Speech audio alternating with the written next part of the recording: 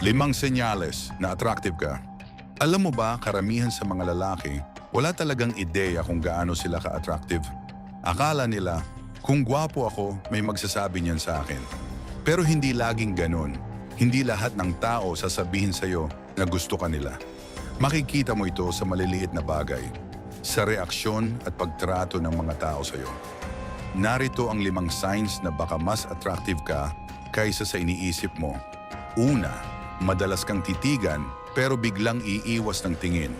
Habang naglalakad ka, mapapansin mong may mga taong nakatingin pero agad naiiwas kapag nahuli mo. Hindi yan aksidente. Kapag may dating ka, natural na na-attract ang tao. Pero dahil ayaw mahalata, nagiging sneaky sila. Pangalawa, iba ang pagtrato sa'yo ng mga strangers. Mas mabait ang cashier, binubuksan ka ng pinto, binibigyan ka ng benefit of the doubt. Hindi ito swerte, halo effect ito. Kapag may dating ka, ina-assume ng utak ng tao na mabait, competent at approachable ka kahit di ka pa nagsasalita. Pangatlo, madali kang matandaan kahit minsan ka lang nakita.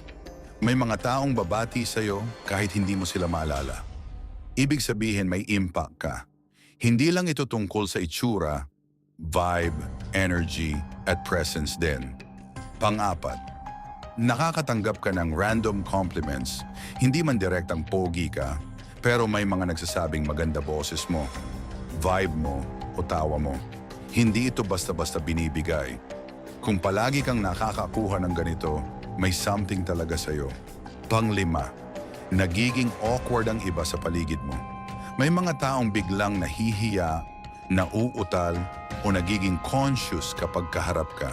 Hindi dahil intimidating ka, pero dahil naa-attract sila at gusto nilang magmukhang okay sa harap mo. Kaya kung naranasan mo kahit isa lang sa mga to, malamang mas attractive ka kaysa sa tingin mo. Huwag mong i-downplay yan. Own it.